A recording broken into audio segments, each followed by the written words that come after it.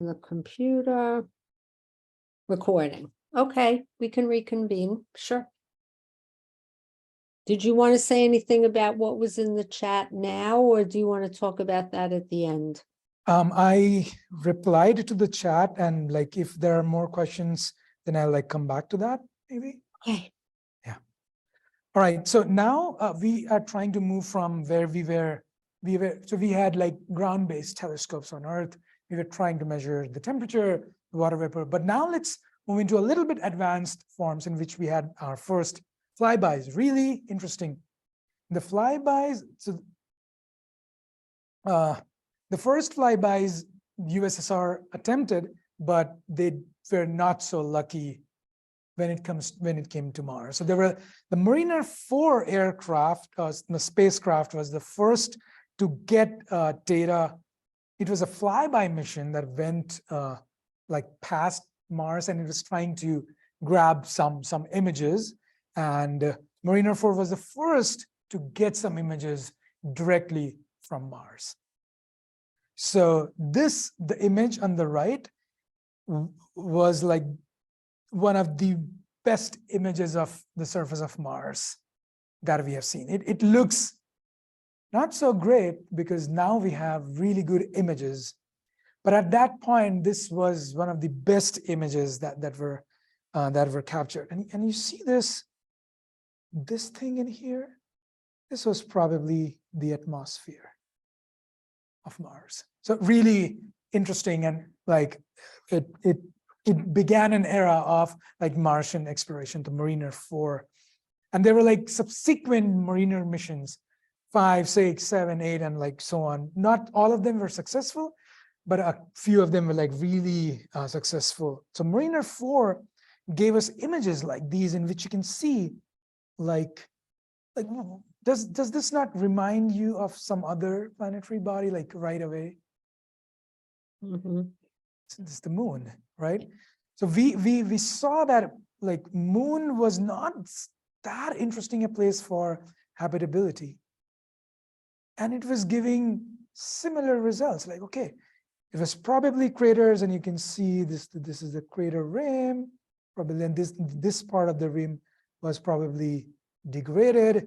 There's all these small craters, so very much like the lunar surface.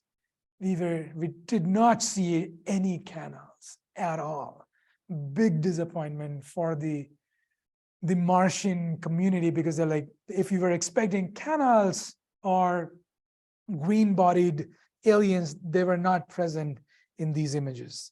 So disappointing, but still like some direct images that a big leap in space sciences.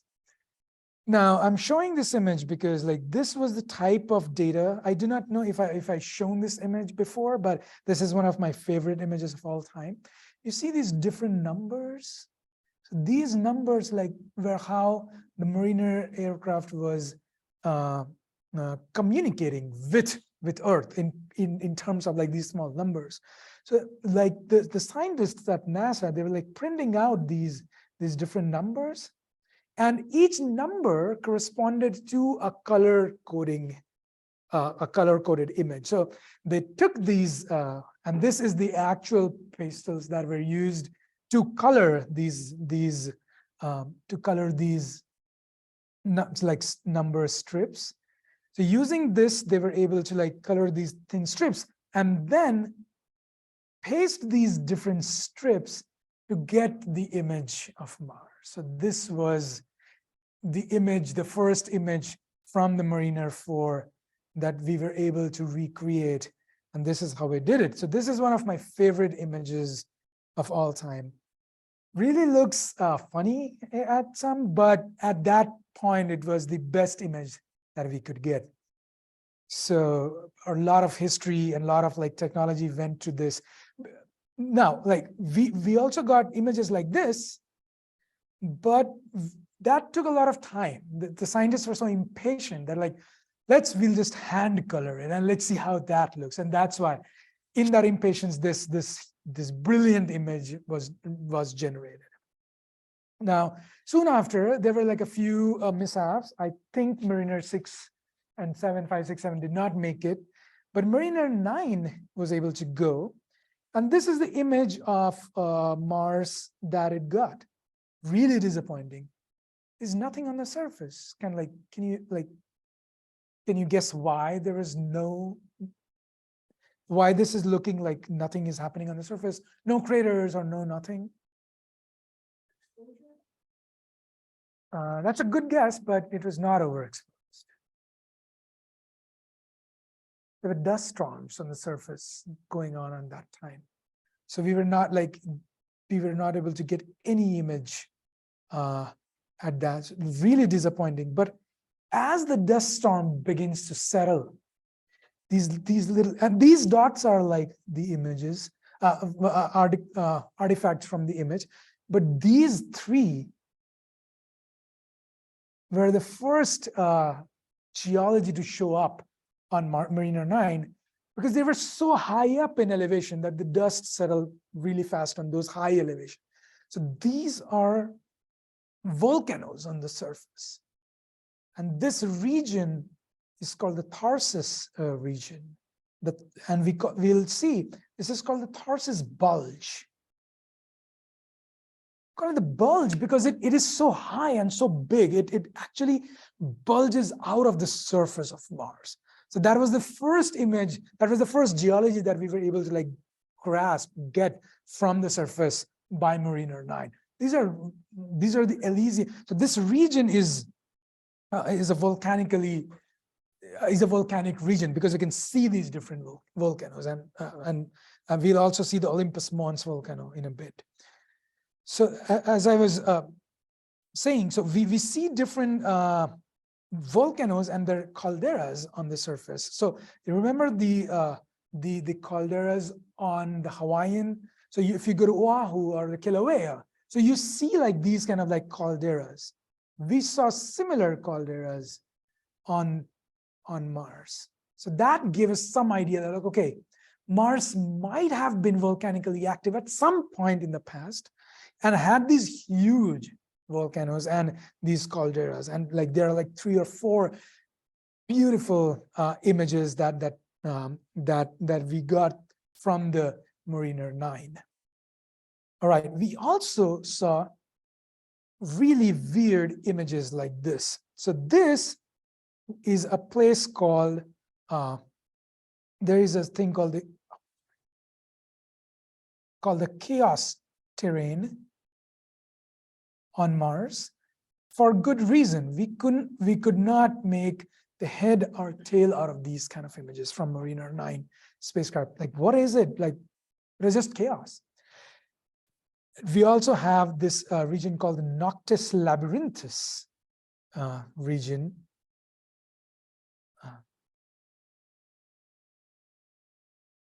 I might be butchering the spellings, but this is these are some of the regions that the Mariner 9 spacecraft was able to get for us, and we couldn't make out what that was. So it was kind of like a labyrinth or an unknown area, and we started naming places something like this. But a really important image is this, particularly this one.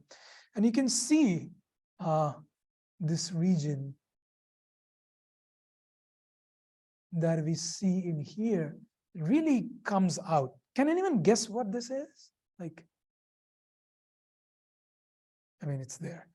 It's a Valles Marineris region on Mars. This is Mars's version of a Grand Canyon on the surface on Mars. So this is a large canyon system, large scar on the surface of Mars that was visible from a spacecraft like far away from its surface. So Grand Canyon probably will not be that visible if we just go out on, if you have a spacecraft that is looking down on Earth. This is not how it will look, because Grand Canyon is very small in comparison, and we'll compare how these different things, we actually see these things on Mars. But this version of this big scarred Grand Canyon was named Valles Marineris in honor of Mariner 9. So the Valley of the Mariner, Valles Marineris, like the big canyon system on Mars. And we also saw some things like these, really strange looking places. And these remind us of some of the places that we might have seen on Earth. Like these, could these be formed by water? Maybe. That's what is one of the things that we will try to understand in this lecture. That like based on the geomorphology that we get from these surfaces, what we were able to discover. And remember, this is Mariner 9. This is like really old, like 1960s, 1970s image. Even those images gave us a clear indication that Mars was not really boring, that the Mariner 4 showed, like just, it was not, it was interesting. It had Valles Marineris, it had chaos terrains, it has Noctis labyrinthus, and it has like channels like these.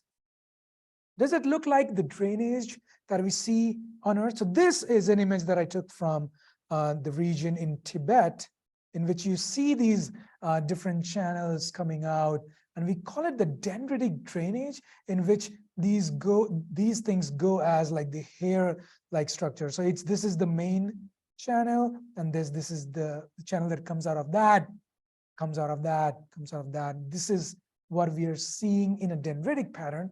But in here, this is not exactly looking like a dendritic pattern. This is something different. Let's look at a different, so this is what the geologists and the people, the planetary scientists at that time, we were trying to understand. You have this image, what does that mean? So we have this image on Mars, and we are trying to understand what that means by analogy. We try and understand the geology of Earth, and we try to figure that out. Dendritic, maybe not, maybe something like these. So we have the Escalante canyons in Utah, which looks something like this, maybe closer, in which these could be like canyon systems, not like dendritic, but like more stubby looking, in which we have like, it goes and does not do this like dendritic thing, but it stops in these kind of like, which similar thing this is also doing, the Escalante canyons in Utah. So maybe canyons, what causes that canyons? Maybe groundwater seepage, who knows? So this is like so I used the 3D, so I used Google Earth, and this is the type of images that it might look. So you see these kind of like canyon systems, and these are the places where water might have gone underground at this point. Similar looking thing might be occurring on Mars, maybe, maybe not. This is another example in which you see these kind of like seepage, the groundwater seepage, as I call it. And I'm just laying over this in here.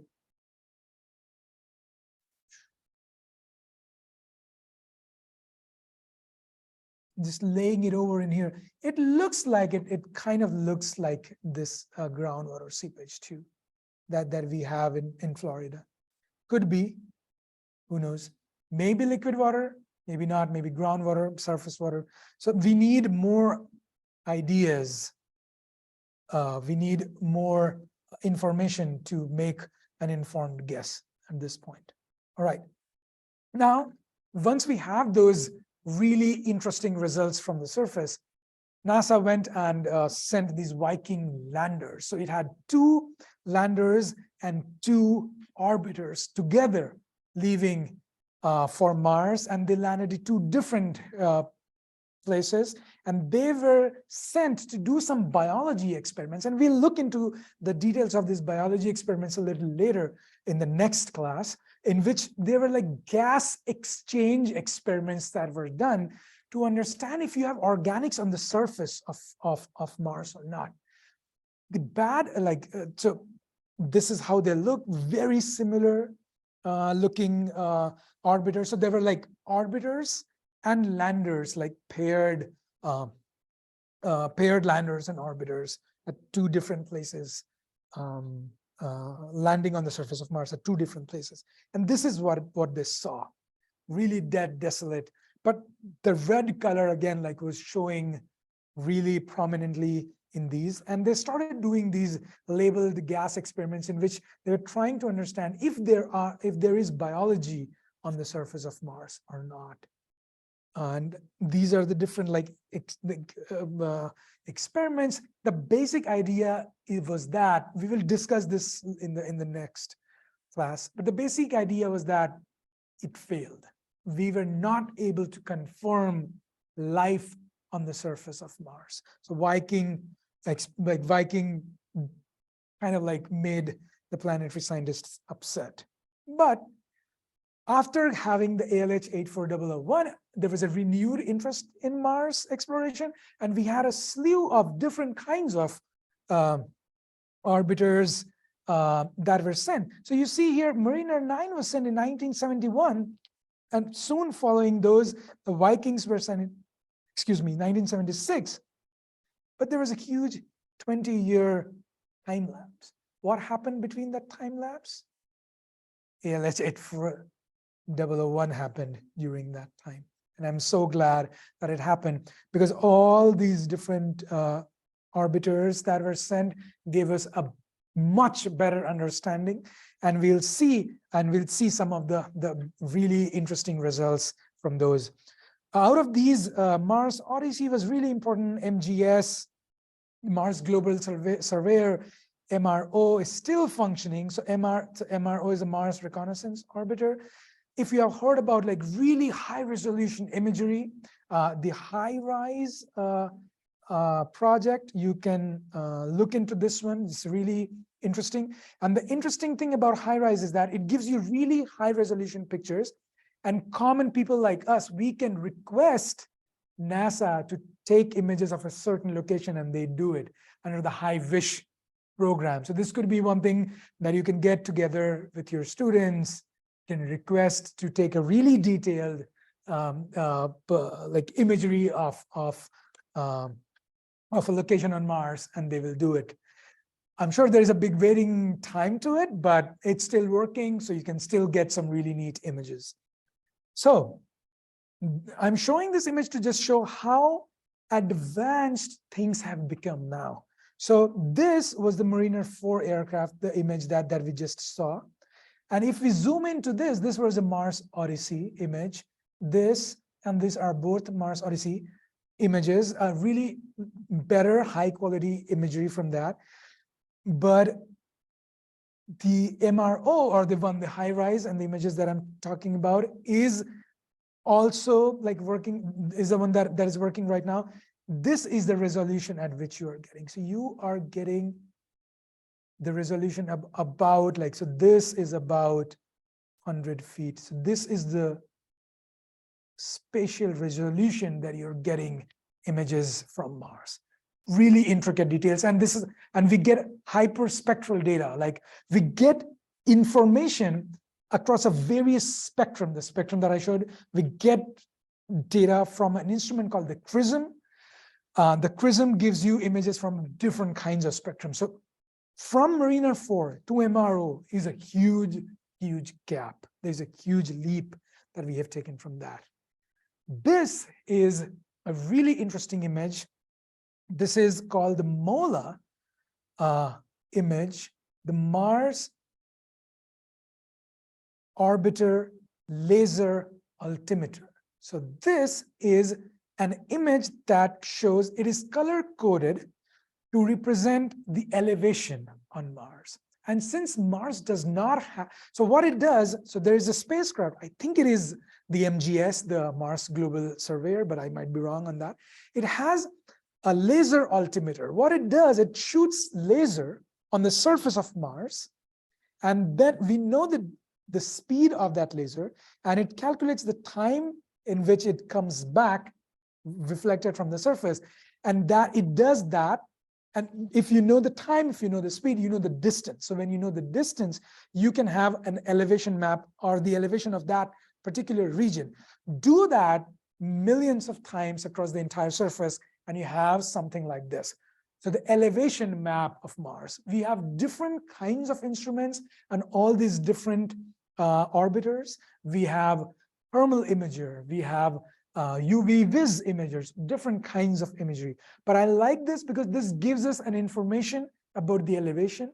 The elevation becomes really important because you can see this is a planet which is unlike, this is not similar to Earth. The really outstanding things that come out is the dichotomy.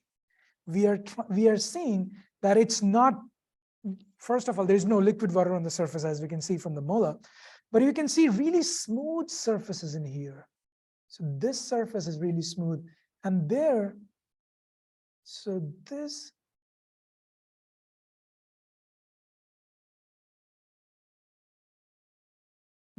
is really smooth, and this terrain is like really cratered, as you can see. Not so much cratered in here.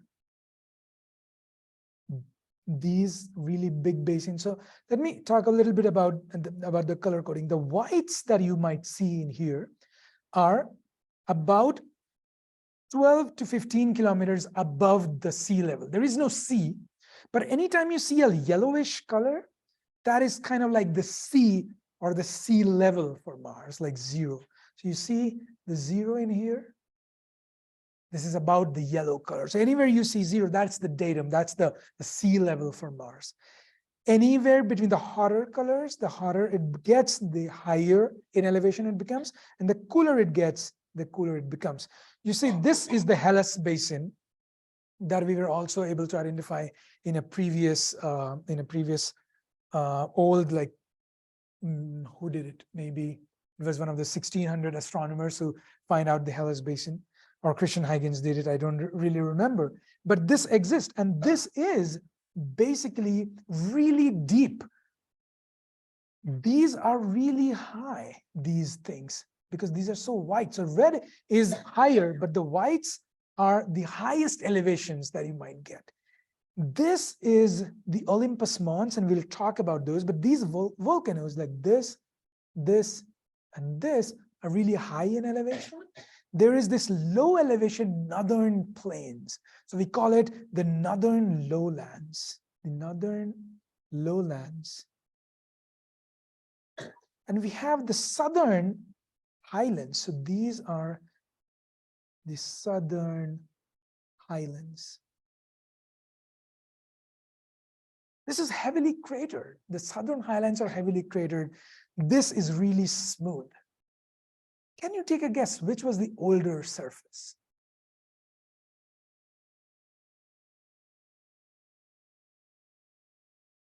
Yes. The crater one.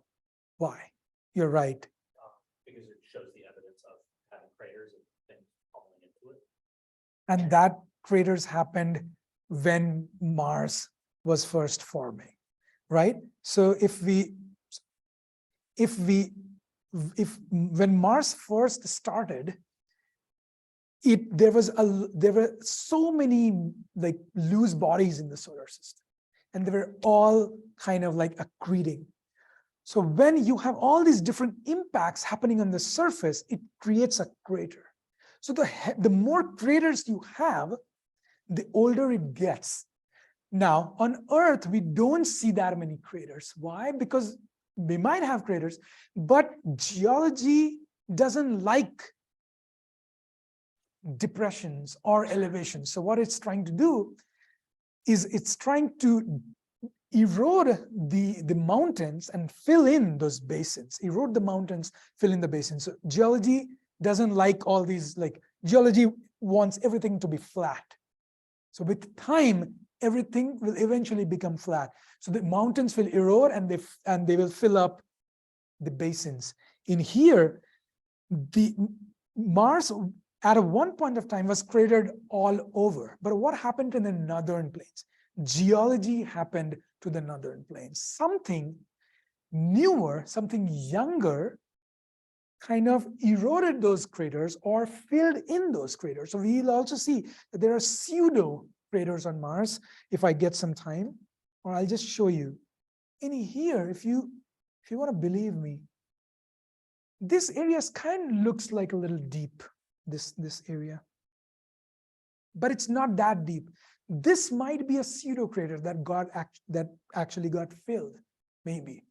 But there's something happened in the northern plains that leveled off all the craters. But the same thing did not happen in the southern. So southern terrains, they have a lot of these craters still preserved. This is unique. This does not happen on Earth because Earth has plate tectonics. Mars was able, and this shows that these are, and we have these bigger, and when you have the bigger craters at the right, so when you start impacting, so you have more number of impactors to start off, and then the number of impactors will come down as time goes, because it's like statistically or stochastically, there, like you have more debris when you started the solar system 4.5 billion years ago, and then there is an exponential drop. At certain time around 3.9, there might be a late heavy bombardment, but let's not go into that. So just imagine that when you have, and the sizes of the craters will also become smaller and smaller. So the biggest craters that you have will tell you, give you a hint of the oldest times that are possible on the planet. And therefore we can, on Mars, on Mars, we do not have like samples collected from the surface, but on Moon we have. Moon is a heavily cratered body. On Moon, we have a lot of like samples collected from, and we have a lot of imagery.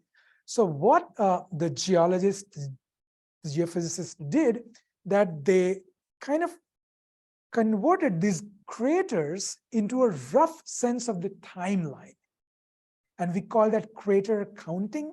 So through crater counting, what they did, they have not a very accurate measure. If you need to measure like the time very accurately, you need to get that sample and you need to do geochronology dating of that rock. But this crater counting gives you a very rough idea about the ages. I'm not going into crater counting because first, I do not understand it well enough, and second, it will take a lot of time. So the basic idea is the bigger the crater, the more the crater, older the surface is, and the more smoother or the lesser the craters, the more younger the area is. So this is like a major dichotomy that we see on Mars. Northern lowlands younger and southern highlands older. And these southern highlands go as old as like 4 billion years. So more than 50% of the Martian surface is 4 billion years or older, which makes it really unique because Earth, we do not have those really old rocks preserved on Earth. So if we have to study what happened in that first few billion years, Mars would be a really good place to understand what happened in that first few billion years. That is another important idea that why we study Mars. Now, let's look into Olympus Mons. This is one of these. Olympus Mons is the greatest volcano. So this is Olympus Mons. This is about. So can you guess so if it goes from this blue thing, which is probably in here, so it goes from like -6 to about 15. So the topography of this place from this region to this is about 25 kilometers. It's like a big mountain. Actually, Olympus Mons is the largest volcano in the solar system. It's dormant as of now, but this is the largest volcano. If you compare this to Everest and Mauna Kea, it does not stand a chance. It's huge. I imagine, like if I go on Mars, I will be able to see that bulge from a very far away distance because it's a shield volcano and it is taking up so much of that space. Wherever I go, I might be able to, like, from a long distance, I might be able to see that bulge of Olympus Mons. It's huge. It's the size of Arizona. So like it's this just to like remind ourselves how like big this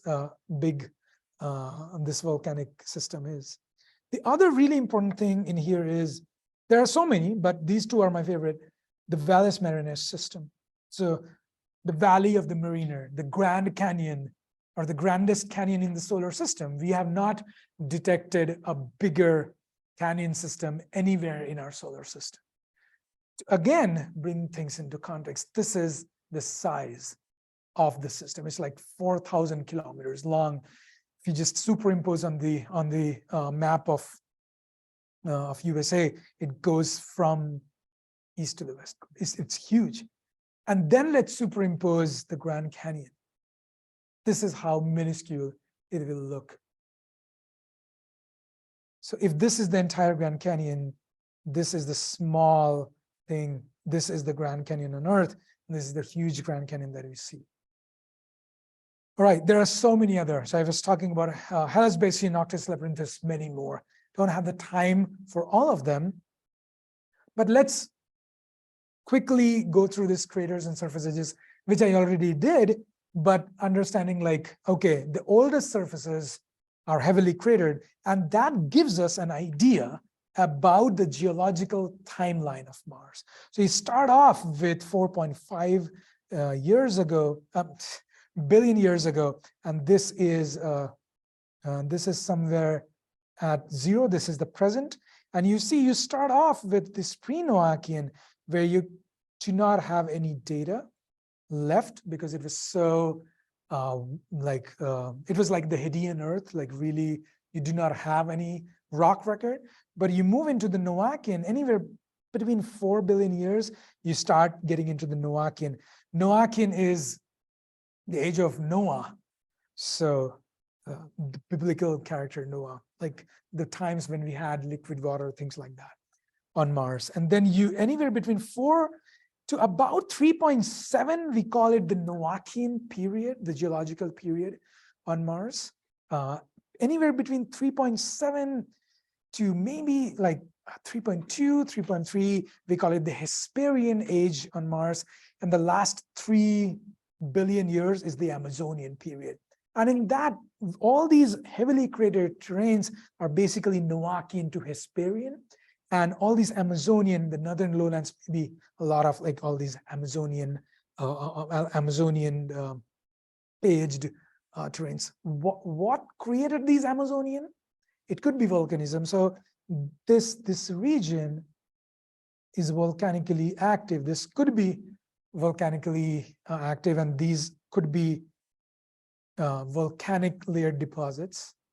These could be, some people say that this was probably, there was a big ocean on Mars, and this is a shoreline on Mars, and there are like so many things like we'll see in just a while that gives us ideas about, there could be many deltas that are coming off of that, so many features that might suggest there was a northern ocean on Mars, could be, but we do not know what's going on.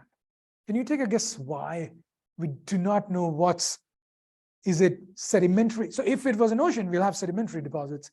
If it's an igneous terrain, we'll have igneous. But we have so many orbiters. Why can't we detect whether it is igneous or sedimentary? Should be fairly simple, right? Why can't we detect anything? We don't know what's going on. What that terrain is. Just take a random guess while I sip. Question one more time. Sure, I'm sorry if that was not clear. So we have the Amazonian. It's younger. The young things could be because of there could be two postulates. It could be volcanic, could be lava plains.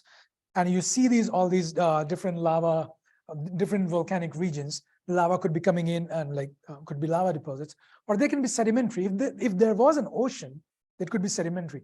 If you can just get some idea about what type of rocks are there, it would be really easy to put these, and people fight during the conferences, whether it was an ocean or no ocean. So why? Because we have so much data, so much. Dust storms, yeah, never updated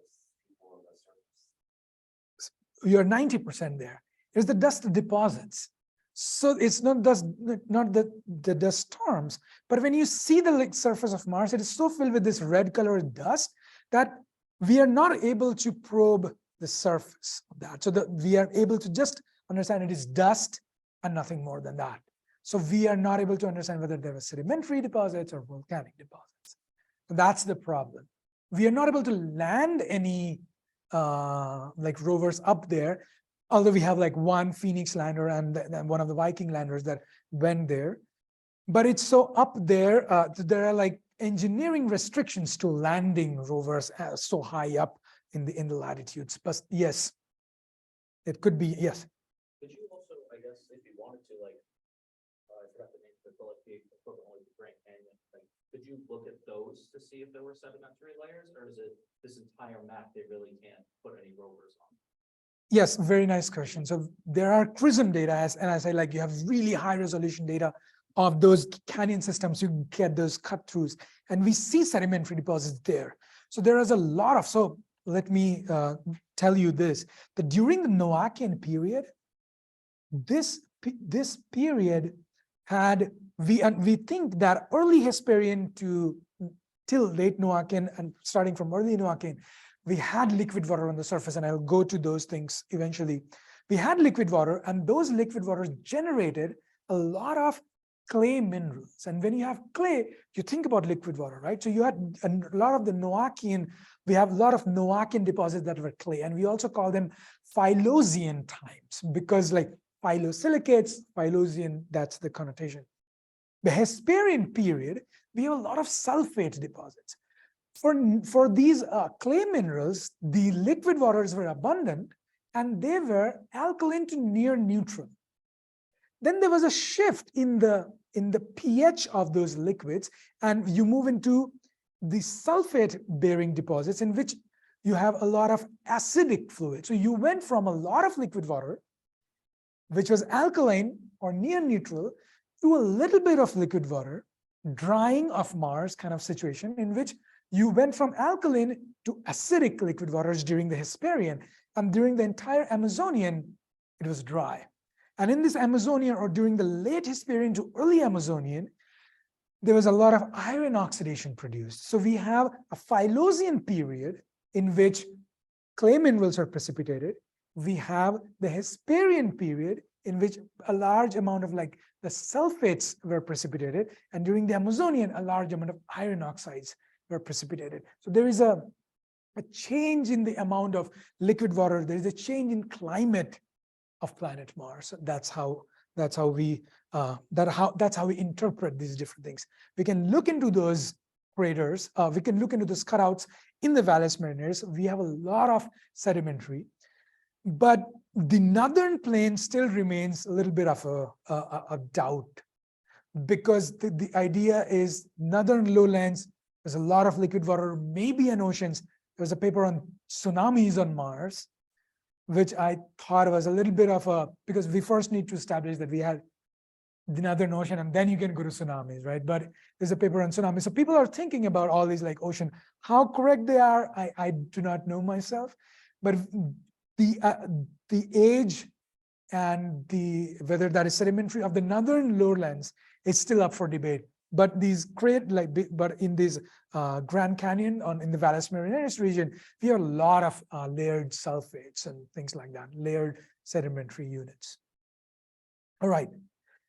So based on this, like we kind of understand the craters and surfaces. I'll just quickly go through in the last 5 minutes. Probably I will not be able to go through a lot of it and like continue in the next class. But there is a lot of geomorphological evidence of liquid water on Mars. We are so sure that there is liquid water on Mars, and let's see why. So we'll look into these different geomorphological features: valley networks, outflow channels, deltas, streaks. I'll tell you what that streaks means. We have outflow channels like this.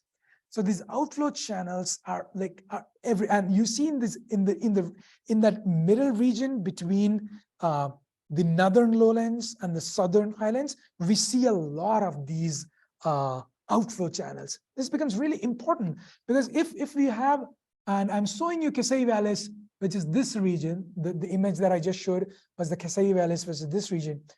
So what can happen is you might have liquid water in the southern highlands, and somehow you're getting this huge outflow channels that are going into the northern lowlands. That's something like that idea. So when, like on Earth, we have these kinds of like outflow channels, and the more so than not, they are related to a lot of flooding, like a huge amounts of water. Like if like a dam breaks, there's a huge amount of water coming out. Maybe some kind of like a dam like setting broke on Mars and led to these kind of like outflow channels. Maybe it's groundwater coming out. We do not understand it completely, but this is a clear indication that there was a liquid water. Like things like this. So there are a lot of papers that are trying to understand like the geometry of these outflow channels, how much water was actually there. Really smart people out there who can just understand using digital terrain models. They can recreate what was the amount of liquid water on Mars, things like that. These kind of geological features are like really evident in the scablands in the eastern Washington states. You have a lot of a glacier, and the glacier melts, releasing a lot of amount of water and like just washing away all the soil and generating these scablands, things like this. So really interesting. Mangal Valleys, I'm showing this because Mangal is a name, like Mangal is Mars. So like I think it is dedicated to that. Mangal Valleys, and the image on the extreme right is showing Ares Valleys. Again, Ares is Mars. So all these valleys are dedicated to planet, the god Mars, the Mars god. And then we see these teardropped shapes. This can only be generated when you have a lot of liquid water. And so in here, this should be the flow of liquid water, the direction of the flow.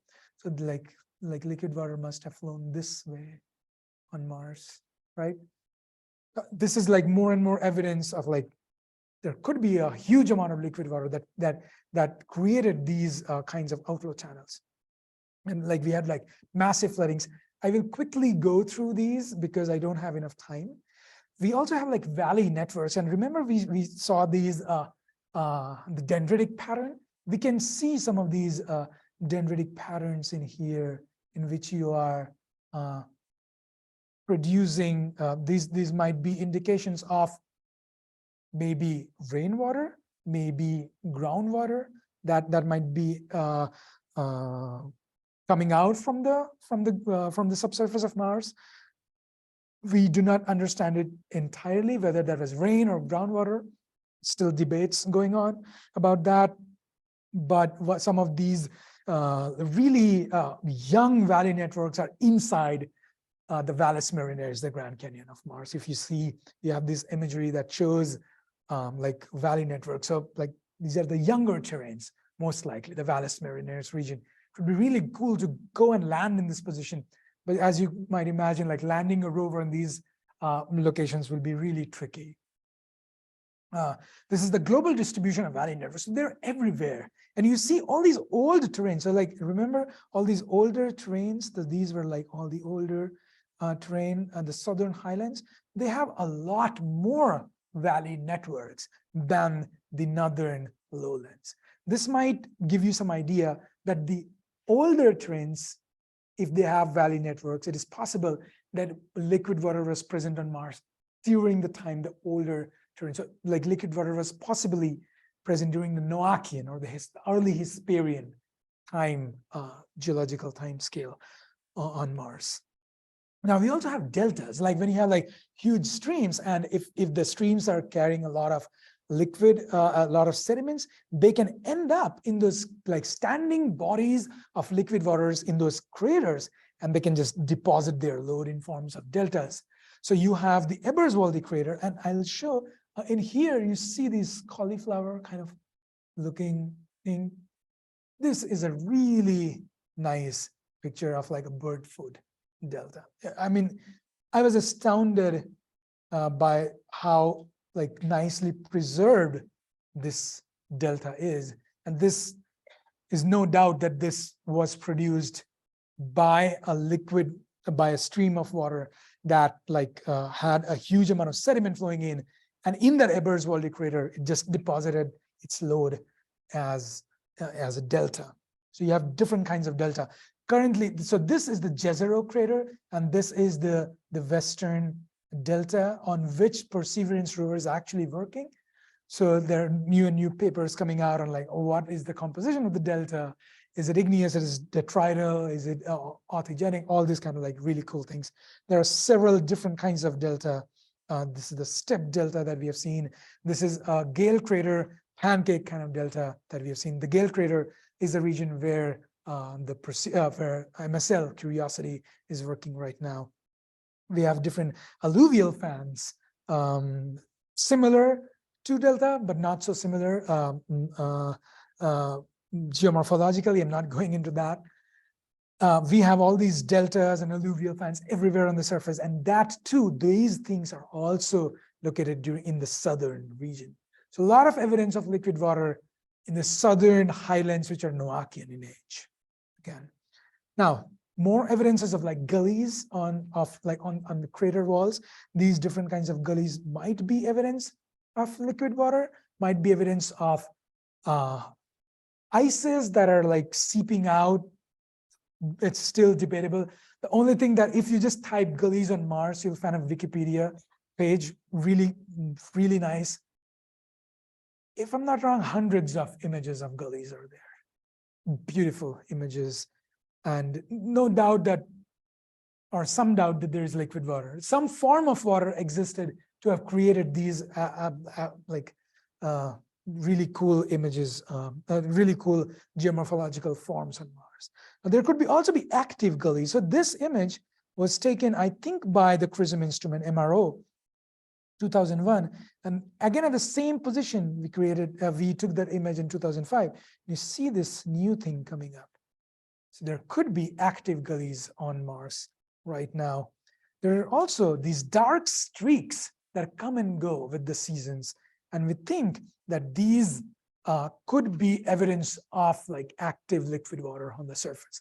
How can it be stable? We'll be looking into these in the next lecture, hopefully, when we'll be talking about different kinds of perchlorate and chlorate salts that can depress the freezing point of water and form these liquids even on the surface of Mars today. So we call them recurring slope lineae, RSLs, really cool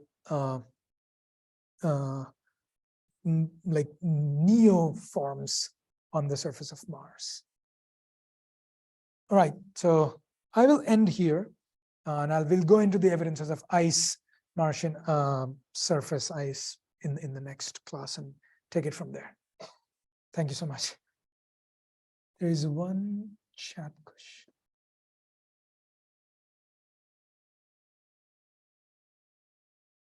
I don't know. Okay, I was trying to unmute myself. Thank you so much. Is there anybody here that still has other questions that they'd like to ask?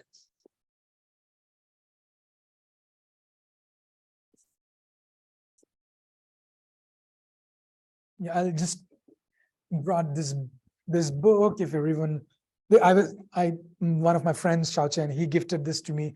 I really like it, so I'm just passing it around. Really cool pictures of Mars.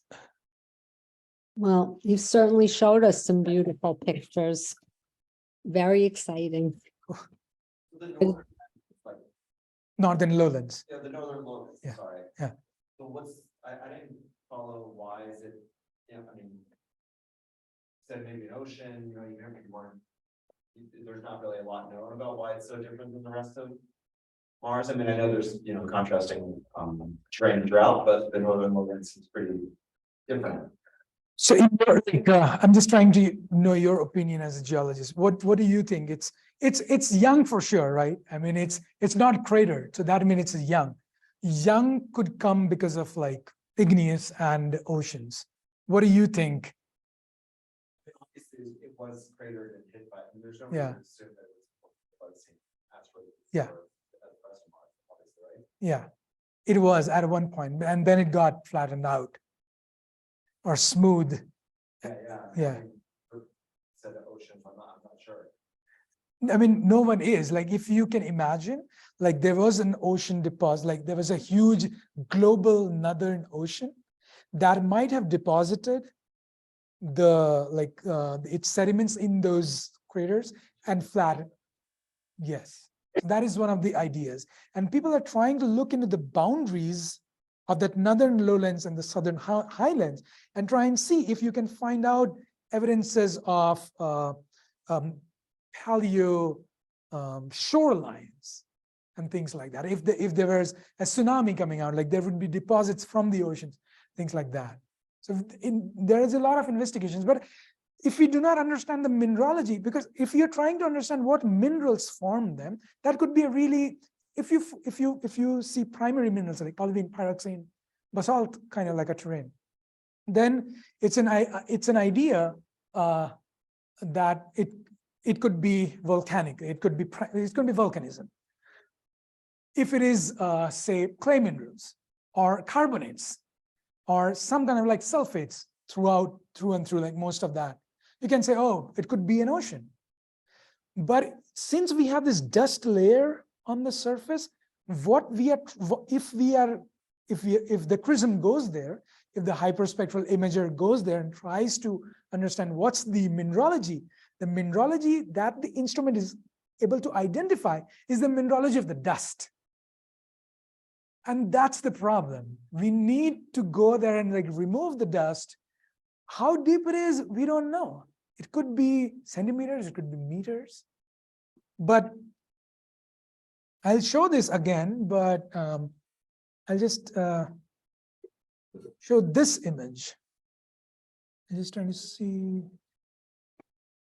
This is the image that was taken by the Phoenix lander that landed in some of the northern. So Vastitas Borealis region is near that northern lowland region. It is actually in the northern lowland region. It landed there, and the whole idea was for this lander was like to find out if there was ice and several other things. So it had a scoop in its arm, and it was trying to like scoop out the ices, and that's what it did. When it scooped out, it saw ice. And so Sol 20 is a Martian day. A Martian day is like 24 hours, 30 minutes. And so Sol 20 and Sol 24. And you see that there was less, so all this ice that was there was, all that ice that was here is kind of becoming less. Right? So even in that region, you could find a combination of ice and dust. You're not able to go through the bedrock or the primary thing. So we do not have the capability as of now to like go and like really dig and try and like expose that surface and understand what that was. It could be a combination of both. At this point of time, I have no idea. Seems like a pretty big unknown. Yes, it is. The other big unknown is, why is there a dichotomy? Why is there a northern lowlands and the higher southern highlands? So geophysicists are trying to like model things.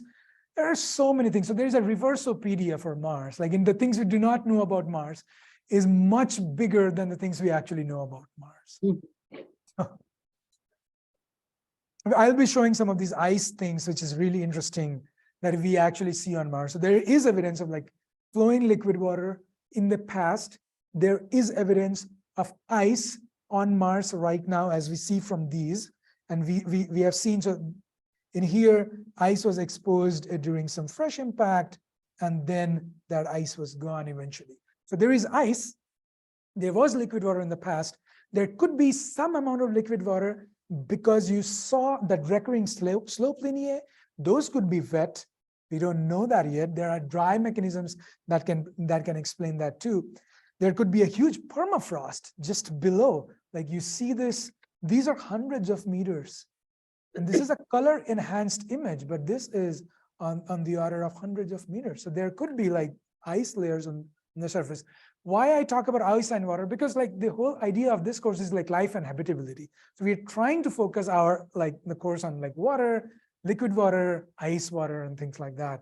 And like eventually I'll get into this in the next class and we'll take it from there and move into the geochemical evidences of liquid water, and what Opportunity found out in Meridiani Plenum, what MSL Curiosity is finding out at Gale, and what Perseverance is finding out at Jezero Crater.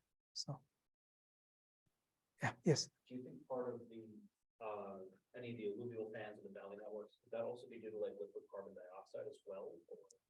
Very nice question. Some people think that too, but I'm not a geomorphologist. I just, my extent of like knowledge is very like textbook oriented and maybe a few papers. But yes, there are people who think that it could be. But there are so many like other evidences of liquid water, and there are so many geochemical evidences. Like there are minerals that can only form in liquid water. So those are the things, like you might have heard about the blueberries on Mars, or like the hematite. This iron, that red color, the iron oxides are the geochemical evidences of liquid water. And as of now, we do not know any other process that can produce those minerals without liquid water. So the geomorphological evidence could be any kind of liquid, CO2, ice, whatever. But the geochemistry suggests that we know for sure that that was liquid water. Yeah. Well, thank you very much. And we're going to see you one more time, right? Yes, next week. Okay. All right, everybody. Thank you for coming. Thank you so much.